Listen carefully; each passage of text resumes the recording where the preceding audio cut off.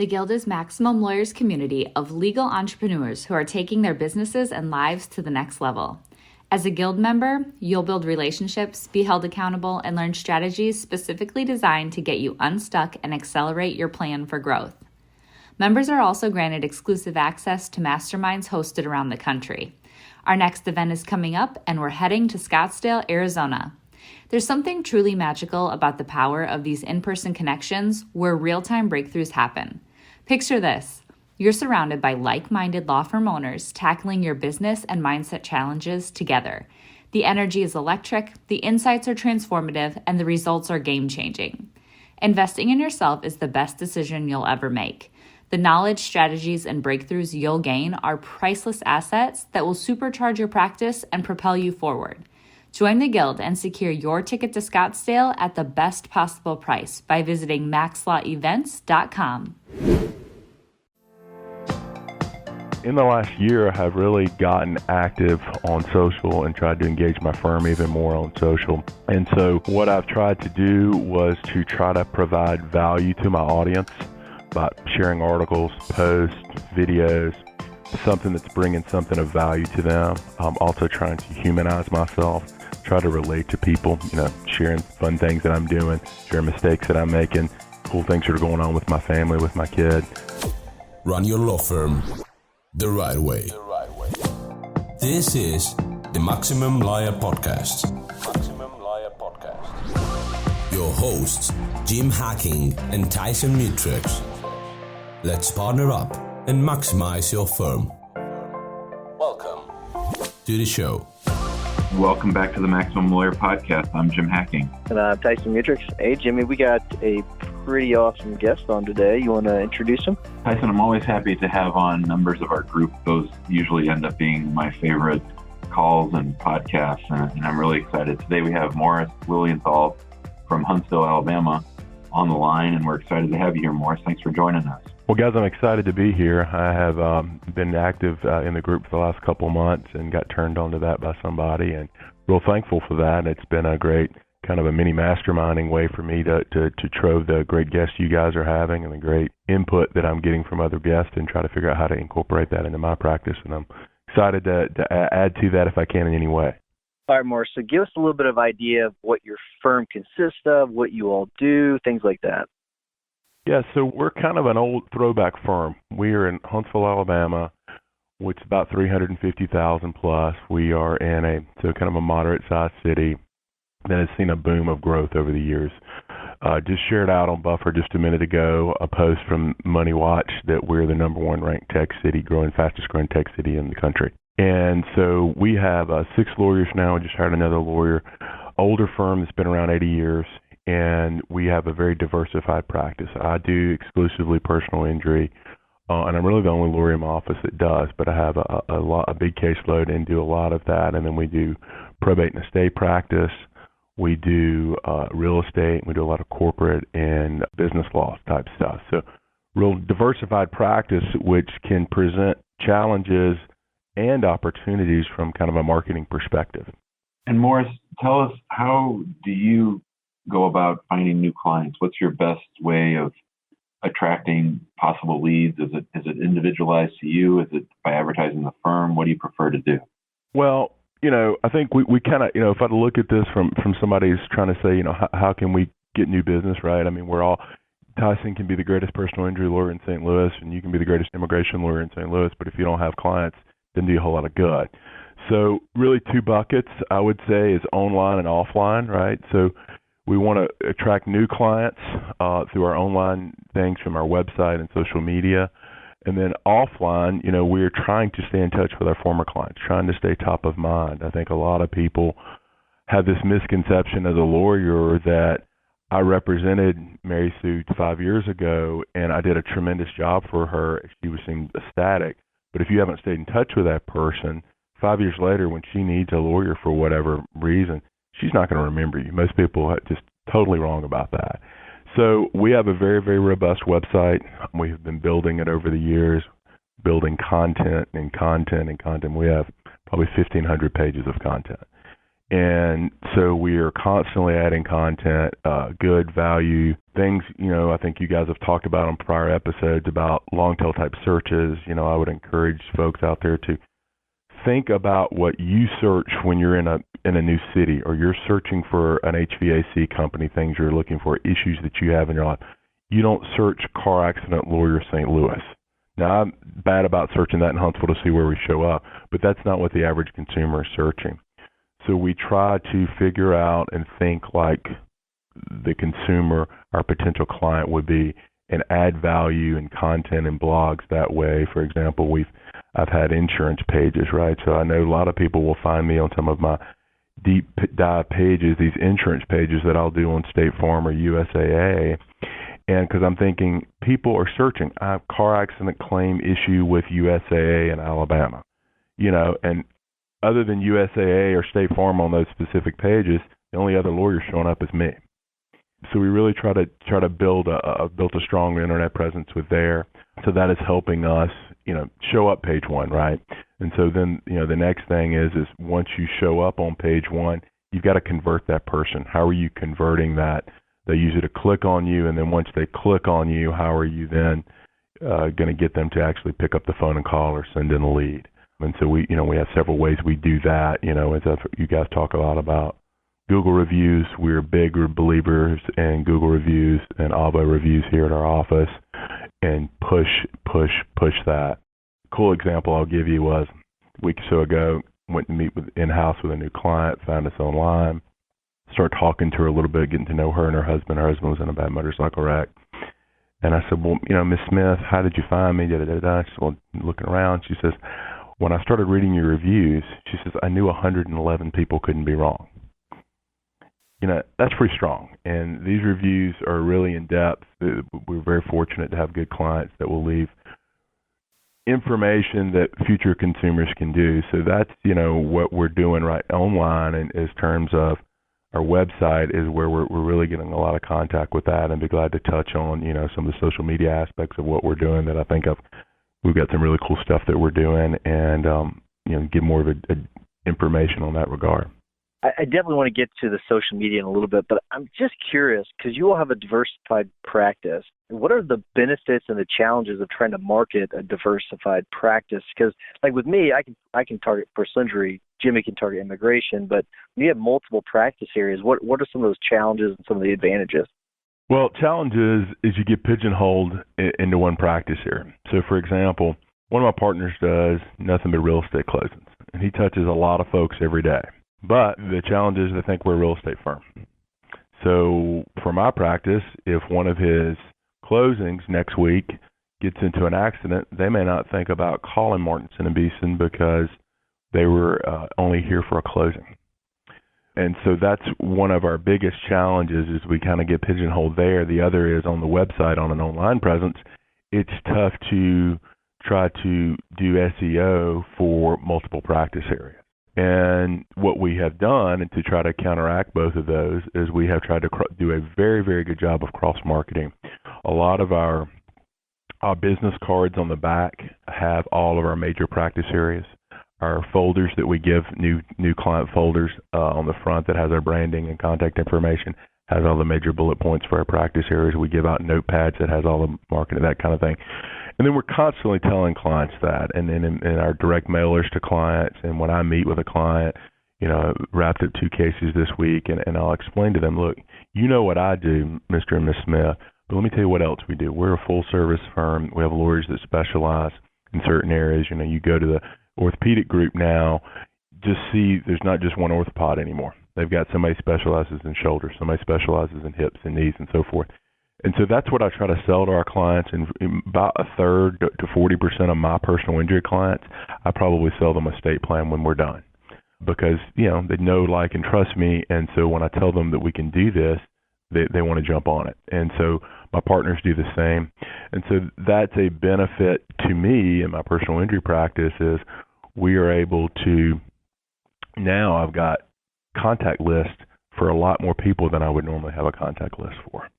So when we're doing e-newsletters, when we're doing direct mails and hard newsletters to our client, paper newsletters, I have a much bigger client base than I would have if I was just doing PI. So, there's give and take, and it's a struggle, but I think we do as good of a job of it as we can, and we're always trying to figure out ways to, enhance that. Morris, I think that's great. The cross-marketing can be tricky, as you've outlined, and I think that asking clients who you've just gotten a personal injury settlement if they're interested in getting an estate plan is a great time to do it because they have the money from the settlement that you just got for them. So that's a great time to do it. And I'm wondering, with a law firm that's been around for 80 years, do you find yourself that there's resistance or reluctance to sort of dive into social and all the other kinds of newer things that we're doing, or is the firm sort of receptive to that? Well, that was an issue. So I joined this firm. I've been practicing for 14 years now. I joined this firm 9 years ago.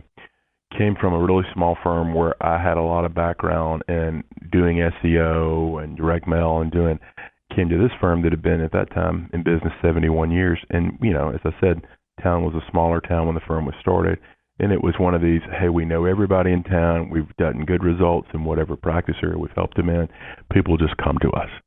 But with, especially in the personal injury world and with everything else, all the 300-pound gorillas in the room, 900-pound gorillas and people, it's harder and harder for that kind of concept to continue in that marketing to develop. So real blessed that when I got here, my partners were open and receptive to doing that.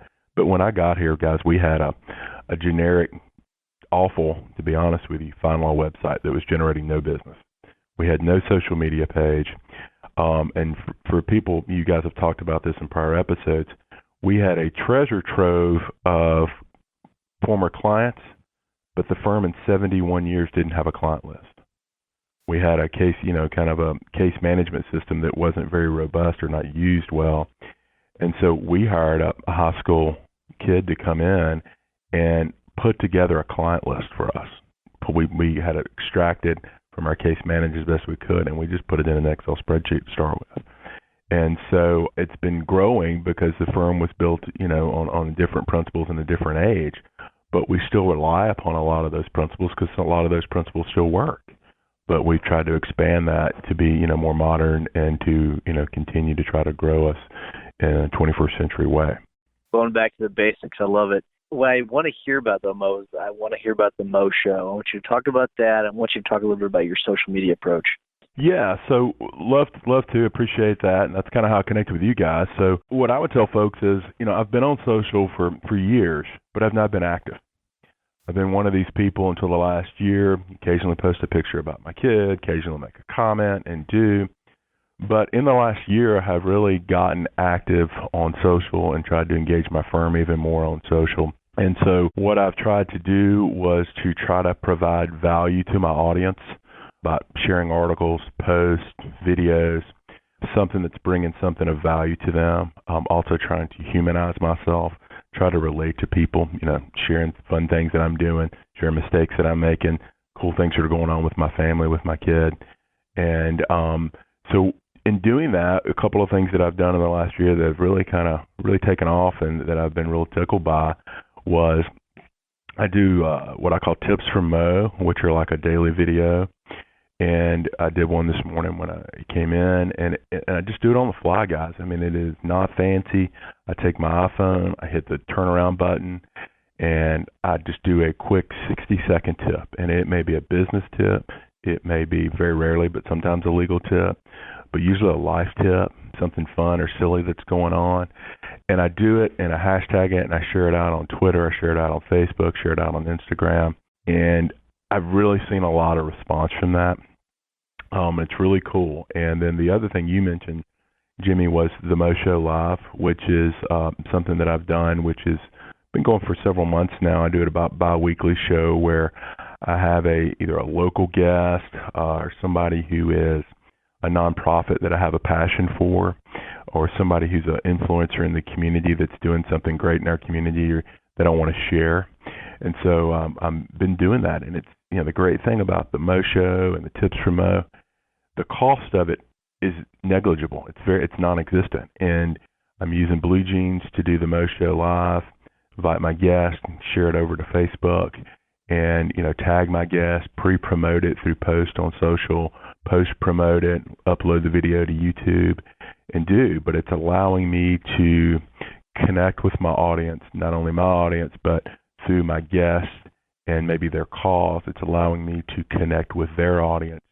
And people get to know me, and it humanizes me, and it spreads their word. And then later on, they find out I'm a lawyer. It may come up in the conversation, but the impetus behind it is not Morris Lilienthal lawyer. It is Morris Lilienthal human being trying to do good things in this community.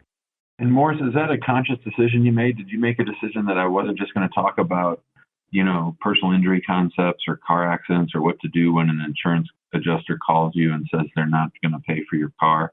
Is that something you did on purpose? And sort of why did you do that? Yes, it is. I think there's a place for that. I think that is in doing, there's a lot of Q&A videos that I think you guys have talked about before that we've got on our website and that we can upload and you can share out at different times. But I think I made a conscious decision that if I want to try to build an audience and speak to people and grow my network and my sphere of influence, I don't think most people want to hear me bore them with personal injury talks. I think more people get to know me and like me, and I connect with people and they trust me, then I feel like they're going to come to me because they respect me and they know I'm a lawyer, but I'm not talking about that. I'm not in their face about that. They know me as, the guy that gives them cool tips, or they know me as the guy that's helping promote, the Space Rocket Center, the show I had on there earlier this week. They know me, something I'm really, really passionate about is the March of Dimes. They know me as the lawyer that supports the March of Dimes, that goes all out for the March of Dimes. And so that is, how I get out there and know people. But yeah, I purposely, and I think in most of our social media marketing, firm-wise and personal-wise, it's more 80-20, 80% about useful information for them from our side, other sites, and product recalls, that kind of stuff, and valuable information, and more 20% about what's going on at the firm and doing or specifically legal related stuff. Well, I gotta say, your videos work really well, those tips, because you and I, the first time we ever actually spoke in person was this morning, and I felt very comfortable talking to you. You seem like a very nice guy because I watched these videos, these tips of you. They're fantastic, and so you come off very genuine and very nice, very friendly. So keep doing it. I think it's a great approach. But you had mentioned on the pre-call about some SEO tips that you wanted to share. Do you want to go over those? Yeah, I'd be glad to just share some different things with folks and do. So a couple of things that, we're doing is, not only the reviews and doing the trying to get in the 3-pack and the Google Local, but we've really tried to build, and I'll kind of tease a little bit my tip for Mo here at the end of the show, backlinks.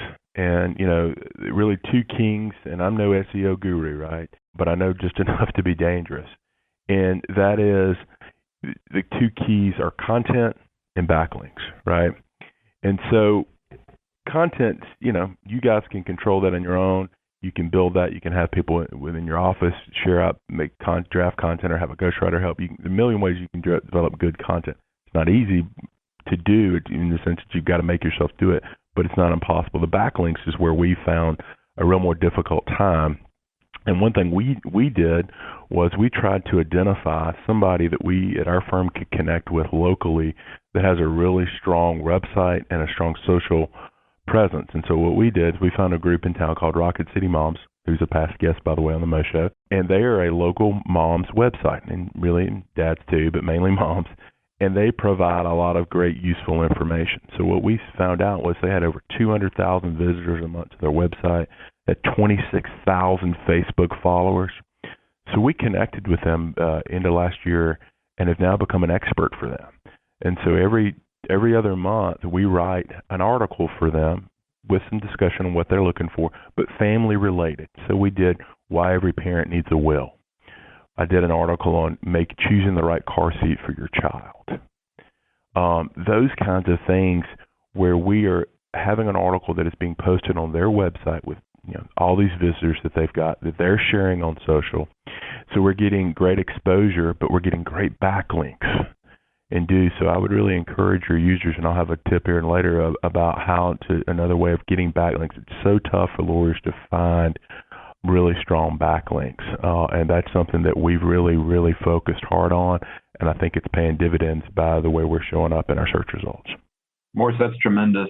I've often thought that working with nonprofits who have, usually been around a long time and have a long Google history, they have a lot of Google juice to give. And I think that there's a business out there for someone to go to nonprofits and say, hey, we'll help you connect backlinks to donors or people that'll promote your nonprofit. I think that's great. We're talking with Morris Lilienthal. He's a personal injury attorney out of Huntsville, Alabama. And Morris, speaking of Alabama, I know you have a great campaign going on Facebook right now. Do you want to tell our listeners a little bit about it and the success that you've seen? Yeah, love to do that. So one of the things we're trying to do is to develop more interaction on social from a firm perspective. And what we tried to come up with in the last year are some really cool and unique giveaways to give the audience a thought. Is we've done a giveaway where people will do a promoted type post and have that tied to a landing page on our website. So as I mentioned earlier in the show, we've got an estate planning department. So we gave away an estate plan, and we had people enter. They come to our website, put their name, email information, and then we remarket to that person. And we've done concerts, local concerts. But what we're doing right now, we're right in the middle of one with Alabama football. And pick your team in your area, where the country you live, but at least here in the South, Alabama and Auburn football is king.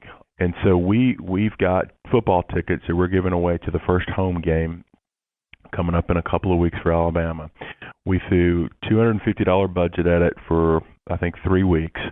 We targeted people specifically in the state of Alabama that have an interest in college football.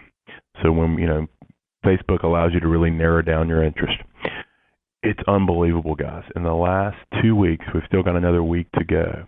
We've had over 23,000 impressions, 71 shares as of this morning, 186 likes, over 1,000 clicks to our landing page on our website, and 750 plus entries into that contest. So that's 750 email addresses we've captured that we can use going forward for our newsletter and so forth. And then really cool idea that I got yesterday from John Fisher and a group mastermind call we were in about maybe Facebook Live, the drawing and do. So I ordered a raffle drum this morning. And so we're going to promote a drawing instead of just kind of drawing, having it randomly drawn and then announcing it. We're going to try to really even capitalize on that. But for a couple $100 spend on Facebook, we're getting tons and tons of interest, and we're seeing likes and on our Facebook page go up as well. Mo, other than sending them through your newsletter and things like that, do you have any other plans for those leads that you get through that campaign? Well, I think what we're going to try to do, we may do, if we do, we'll probably remarket to them and we've done, to give you an example on the estate plan giveaway, what we did, guys, was we remarketed to them with retargeting ads on Facebook.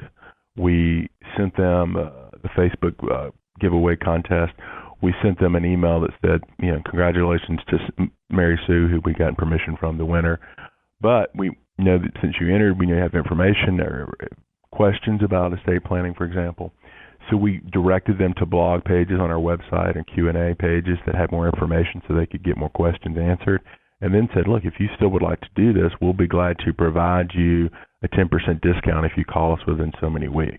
So we have ways of doing that, and I think you can sort your list, then, and then have people that have entered it that way. So if you wanted to do key targeting campaigns just to that portion of the list, you could do that as well. So we're definitely going to try to, stay engaged with these people in various ways to retarget to them. But for example, we do an Alabama and Auburn football magnet that's kind of old school, but it is tremendously successful. We just sent out 8,000 of them, and people love them. We have people asking for them, and my wife is a school teacher, and people were asking her for extras last week. And it's really funny that it's how good of a connection I've made at my wife's school through the magnets and me going and speaking and volunteering with the PTA. They had somebody come at a teacher-only meeting to present about prepaid legal. One of the teachers just spoused up and said, "We don't need this. We've got our lawyer." But it comes from connecting with these people and providing help and doing and giving these kind of cool giveaways away. Morris, being in Huntsville and being in your community, what kind of feedback or interaction are you having with people from social? Like in the real world, how is it carrying over? What kind of comments are you getting from people that come see you or that see you at various events? I'm really seeing a lot, guys. It's not turning on the TV, advertising campaign. You're going to get calls the next day, but I really am. I've been contacted in the last several weeks by people regarding legal issues that I know the only way that they would have contacted me was seeing me on social. I was at Rotary yesterday morning. Had a kind of an acquaintance in my Rotary club. I know him, but I don't really interact with him much outside of a Rotary. Really nice guy, probably in his late 60s, retired. He came up to me and he stuck his hand out and he said, "Hi, my name is Dennis." And the reason he did that, guys, was I did a tip from Mo this week where it was, "Hi, my name is Morris." Introducing yourself can help you lead to building relationships. But he had said, "Man, I'm loving your tips from Mo. I'm watching those." I had somebody from Maryville College, where I played football at in East Tennessee, reached out to me a couple of weeks ago. I couldn't have picked this girl out of a lineup. I barely could remember going to school with her. But she played sports too, and I vaguely remembered her. But she said, "Morris, my husband and I are loving the tips from Mo. We watched a whole bunch of them last night."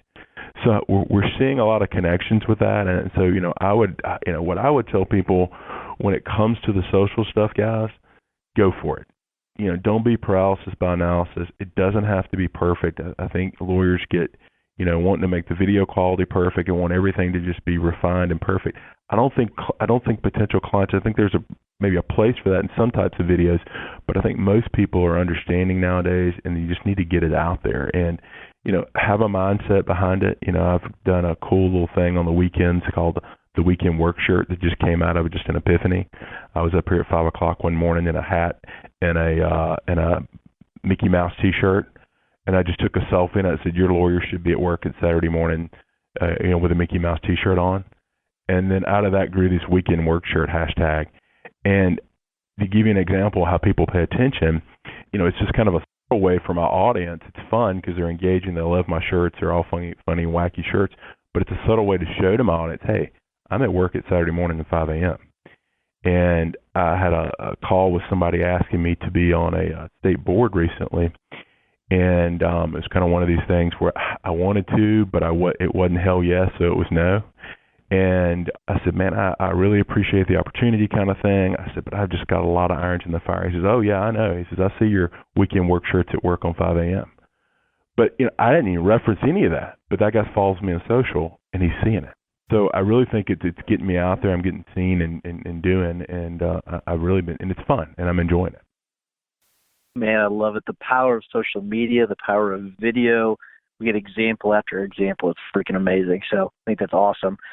Jimmy, I think we're getting up against the time. Do you want to give your hack of the week? So my hack of the week is a great book by a man named Mark Schaefer, Schaefer. It's called Known. He's a blogger on social media stuff. And other than Jab, Jab, Jab, Right Hook by Gary Vee, it's the best book I've ever seen or read that really distills down the kinds of things Morris has been talking about, the social media world. And to me, one of the things that has made Morris successful and that Mark talks about in the book is consistency with social media. If you're going to do a podcast, you have to put it out regularly. If you're going to do videos, you got to do it regularly. And that it's the consistency and the ability for people to, binge watch you that really helps build a connection, I think, between you and your viewers or listeners. I think it's a great book and it's very, very practical, which I like. That's great. I'll have to check that out. Before we get to Morris's tip of the week, because he has a tip of the week, I want to remind everyone to go to our Facebook group. Make sure you request to join there. Get involved in the discussion. We have a lot of good discussions that go on each week. Also, check us out on the iTunes and give us a 5-star review or wherever you get your podcast. Morris, what's your tip of the week? Yeah, so part of the SEO game is trying to get backlinks, right? So one of the things we've tried to do is figure out ways that we can get good quality backlinks that can benefit us in a lot of ways. And one site we've found out that's been real helpful for us is called helpoutareporter.com.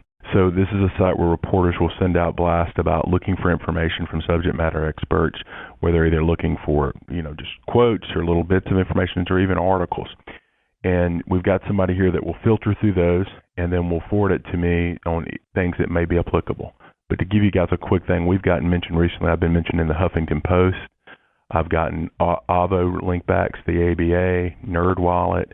So we're building backlinks and connections that now allow us to help not only SEO, but now making connections with reporters. Had a reporter from Avo reach out to us this morning wanting quotes for an article that I went ahead and sent in before the show. So we can use that, from SEO. It allows us to show kind of an expertise. So it's just kind of a win-win. So check out helpoutareporter.com. My tip of the week is actually, it's not a product, it's not a website, it's actually just a tip. And this comes from something that was posted on the Facebook page, and then also a discussion I had with Mike Campbell this week. And it's about goal setting. So it's kind of a two-part goal or tip.